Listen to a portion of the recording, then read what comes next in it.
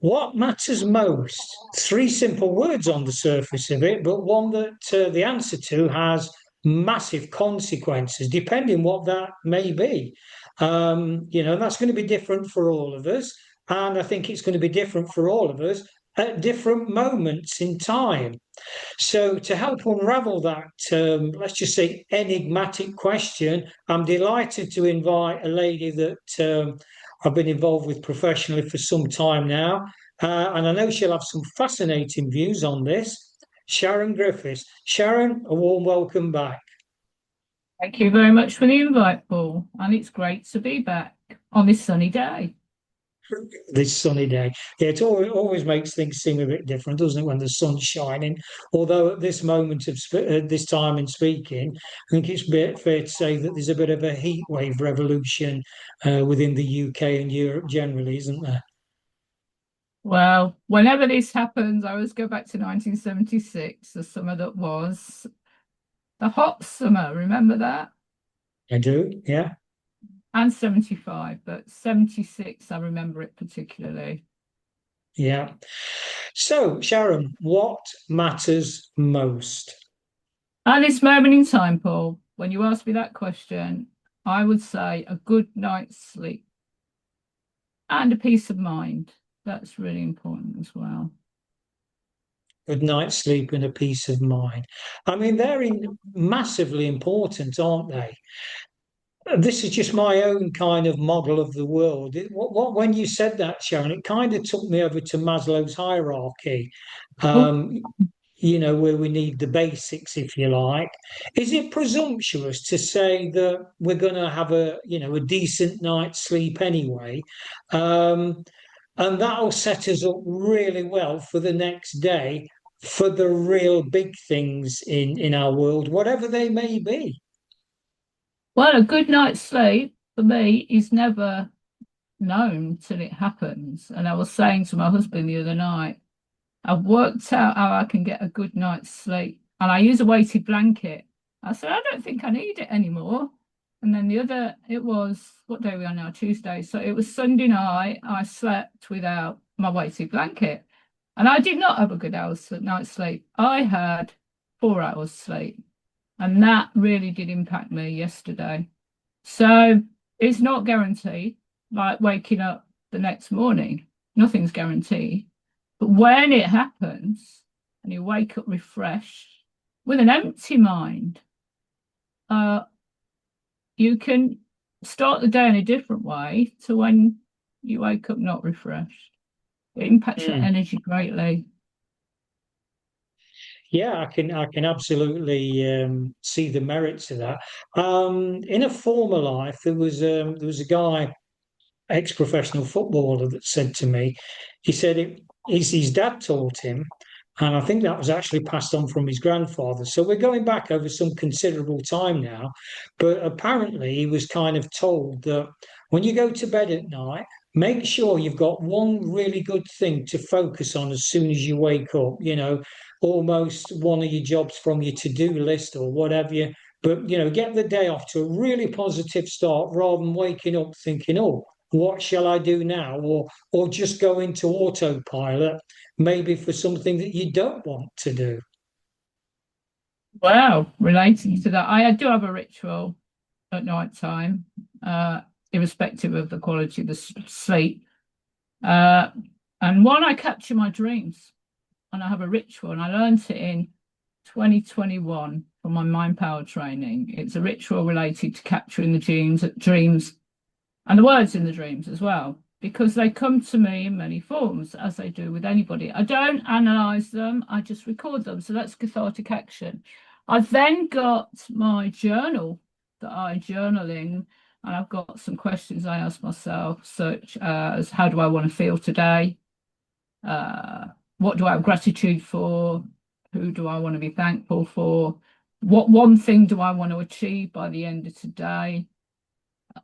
And so I've got these questions that I ask. So I know that every morning I can do that if I choose to do it. But I never know how I'm going to wake up. So by applying my systems and my routines, that helps. Part of sleep hygiene, I suppose. So, assuming then you've had a really good night's sleep and you wake up in the morning and you're refreshed and you've gone through your routines. So what's come through to me here, Sharon, rightly or wrongly, there's almost two levels. One, the prerequisite is to try and have a really good night's sleep. As I say, then you wake up and you're refreshed and you're ready to go.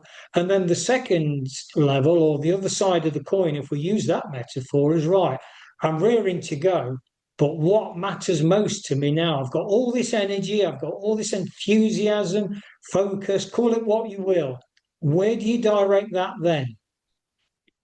Where my focus goes. So it every no day is the same, Paul. And there are differences. So I kind of live in Kairos, opportune time, as opposed to Chronos time, which is directed according to my calendar. So it means that I put in my day what I choose.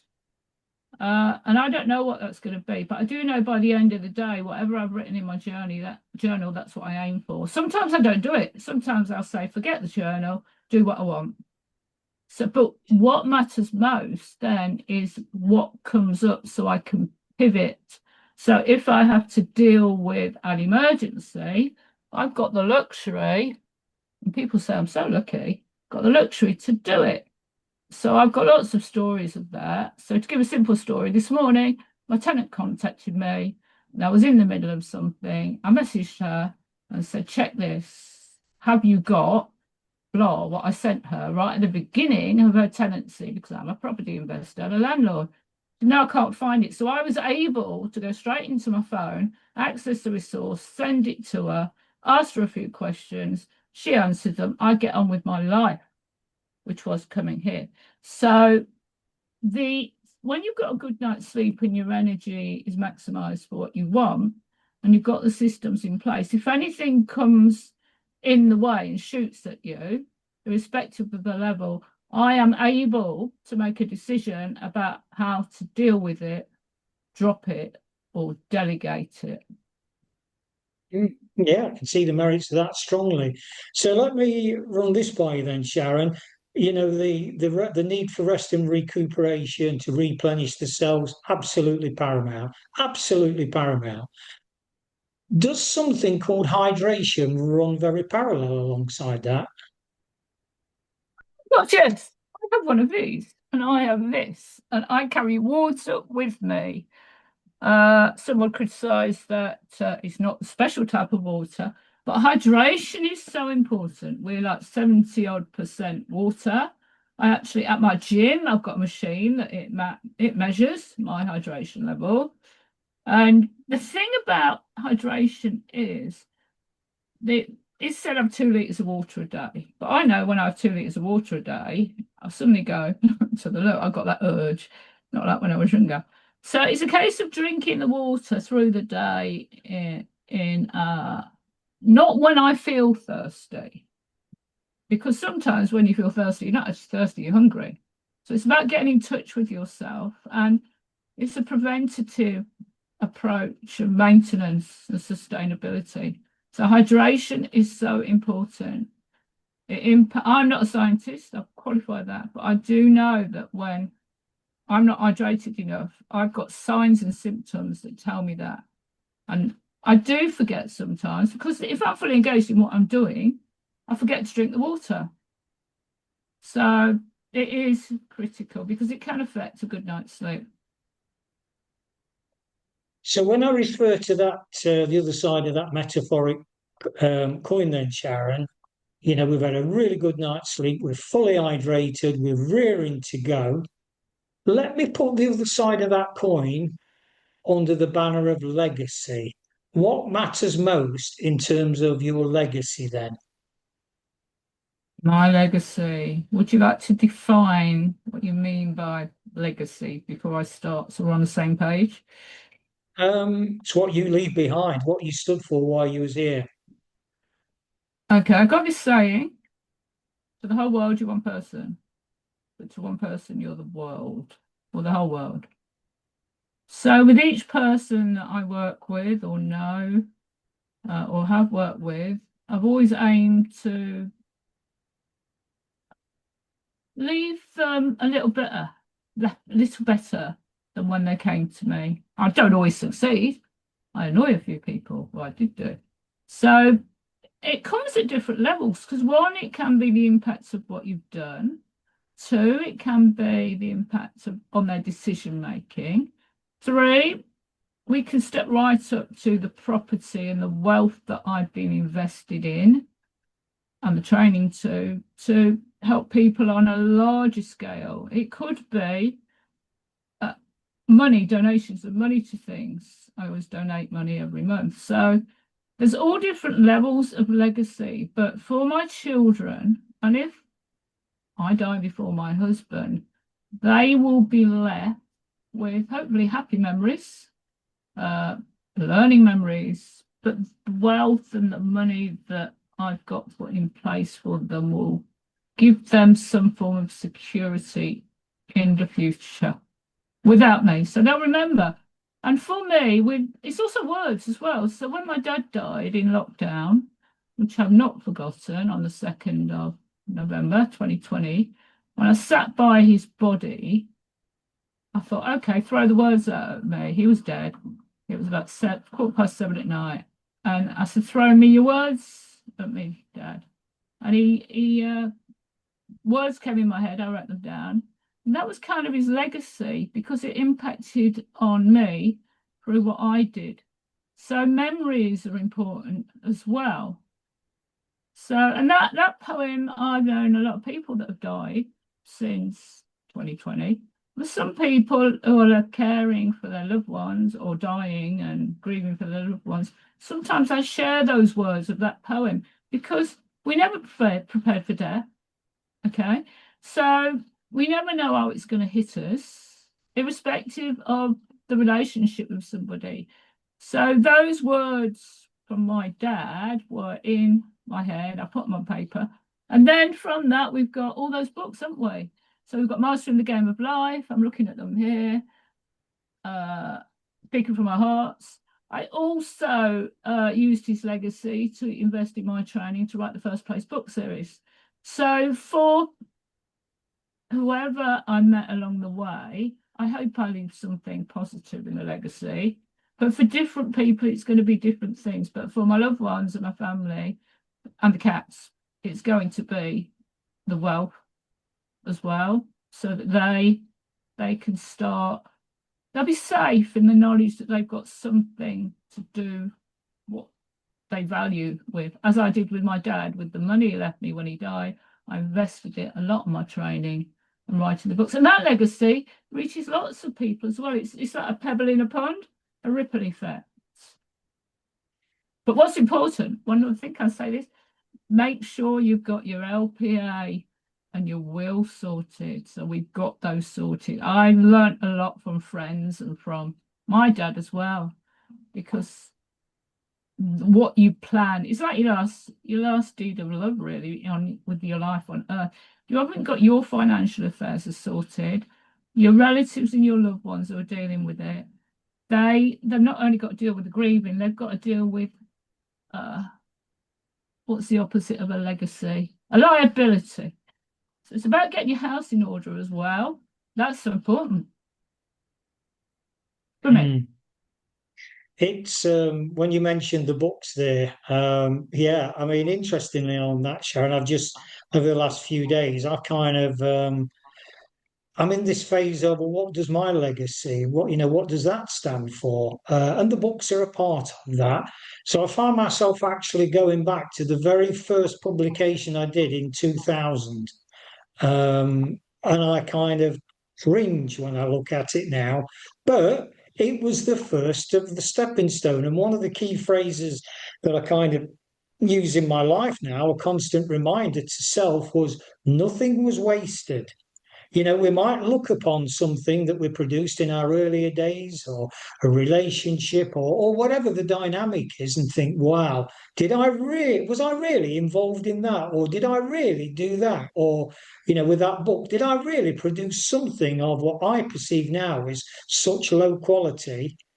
but nothing was wasted. And our ego tends to take over, and we put ourselves under pressure, don't we? We judge ourselves. It's not good enough, and all this kind of stuff, this limiting belief arena that we enter. So I went on this journey, Sharon, of, you know, formulating this list of all the books, and the dates, and almost like stepping stones. And I'm convinced in my life generally, nothing was wasted.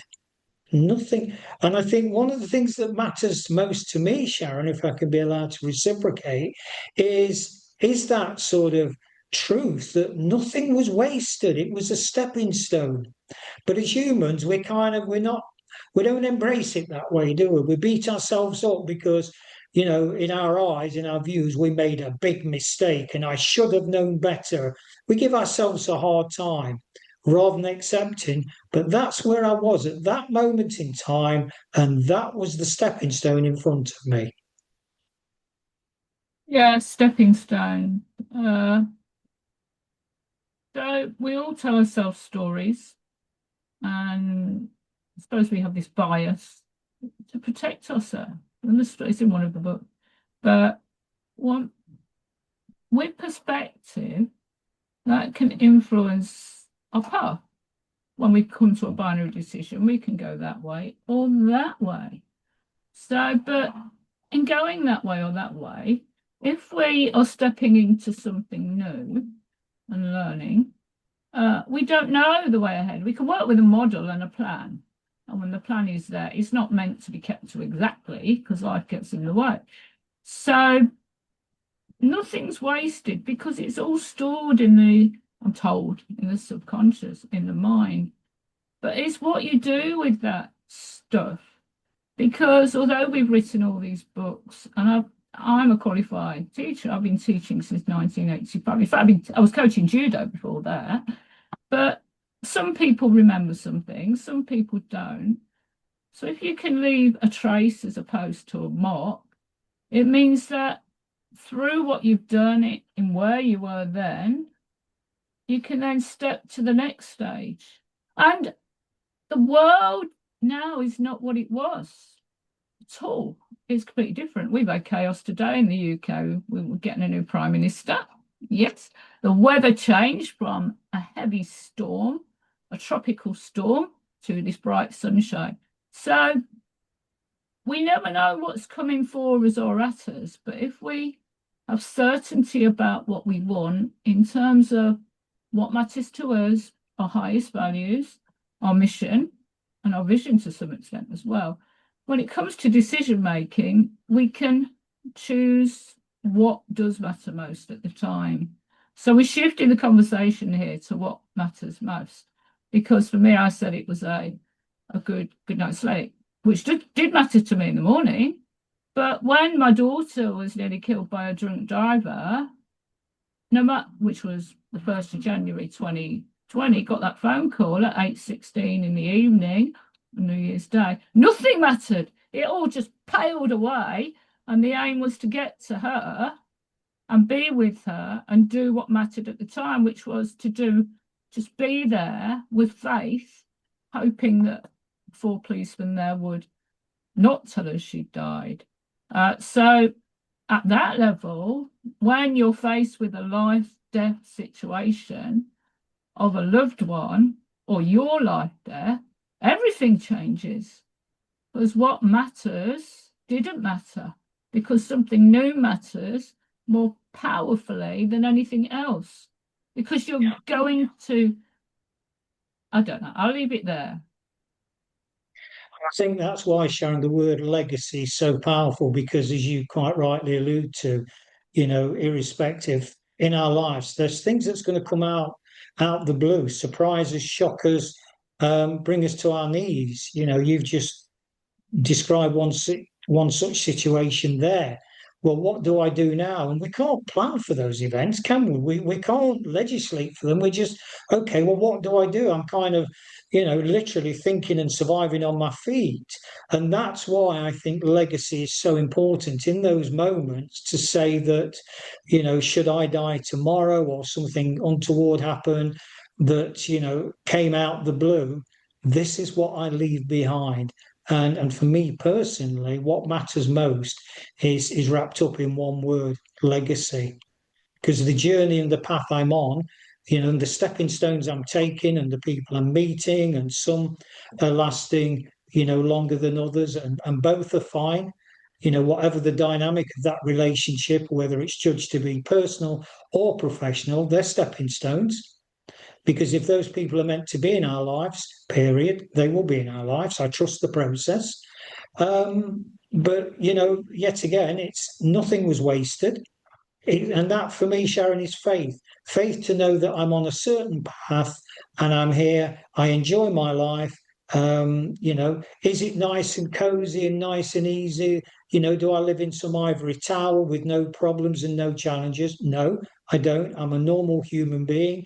But that goes with that is the frailty, the fallibility, the insecurity, all the things that goes with being a wonderful human being. And I think the vast majority of the world are wonderful human beings. So, anyway, I went off at a little bit of a tangent there, but I closed my little bit out, Sharon, to say what matters most is legacy. Final few words to yourself. My legacy is what you leave behind, isn't it? My daughter will carry my legacy. Everybody I've touched will carry my legacy in different ways. The gifts that I've given people, that's legacy. But yeah, I'd agree with what matters most is legacy, because that's you after you've gone. But also what matters most as well for me in the morning is a good night's sleep.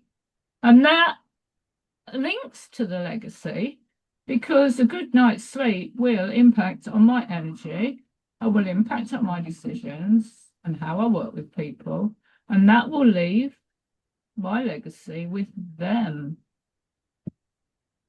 Well, we'll leave it there, Sharon, and I think that's a great place to leave it because it leaves viewers with two, in my the way I'm viewing this, it's two quite polarized perceptions of what matters most.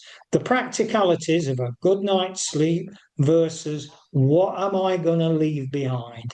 And I deliberately play devil's advocate there to pit one against the other. Because isn't it true in a society that's polarized and now become very divisive? Why can't we have both? And I'll leave it there. Thank you, Sharon. Thank you very much.